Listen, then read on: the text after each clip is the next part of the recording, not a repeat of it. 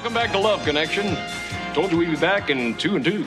Our next guest says she likes her men to be very wealthy. Let's say hello to Robin Gibbons. Hi, Robin. Hello, Charles. Don't ever call me Charles, I'll go off. So, Robin, tell us about this wealthy thing.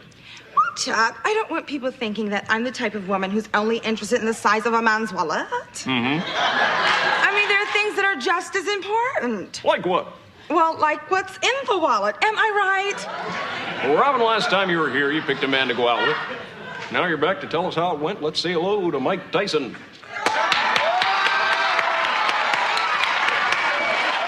Hi, Michael. Hi, Robin. How you doing, Chuck? Hi there, Mike. How are you? Well, I gotta say, I'm really ecstatic to be here. All righty then. Robin, tell us how the date started.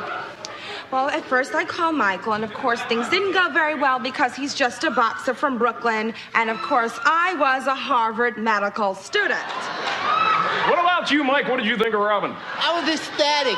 She had this really tight dress on, you know, the kind with the push-up bra, and her breasts were like popping right out, like hitting me right in the eye, you know? Chuck, I said, wow, I'm in love, you know? So where'd you go first? Well, first, Chuck, we went to this lovely little jewelry store where I allowed Michael to purchase me a very lovely ruby, diamond, and sapphire collection and a matching car. Sounds nice. Did you give Mike anything? Lithium. It made me feel really ecstatic, Chuck. Uh-huh. Yes, we know, Michael. We know. So, where'd you go next? Well, then we went to the most beautiful little wedding chapel, and we got married. Mike, what did you think of Robin's mother?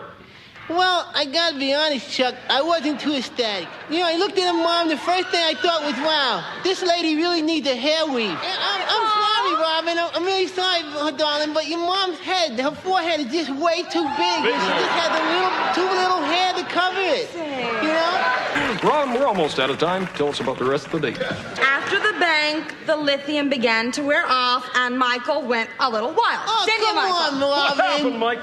Oh, well, Chuck, it was really simple. It was quite innocent. You know, I was in the parking lot picking up the car. I'm waiting on Robin and her mom. And I see this girl. She has a really nice butt. So I walk over. I go, hi, my name is Mike. And then I shove my tongue down her throat, you know. And this guy comes over and goes, hey, that's my mother. So I punch him in his gut, you know, and he started making little moving noises. It was pretty funny. He was like, oh, God, I'm bleeding internally. It was pretty funny, you know. And it reminded me of the Bonecrusher Smith fight where I hit him in his third rib and then tried to push his nose up into his brain, you know. I came over with a rib. Whoa, ding, ding. Wow, that was quite a date.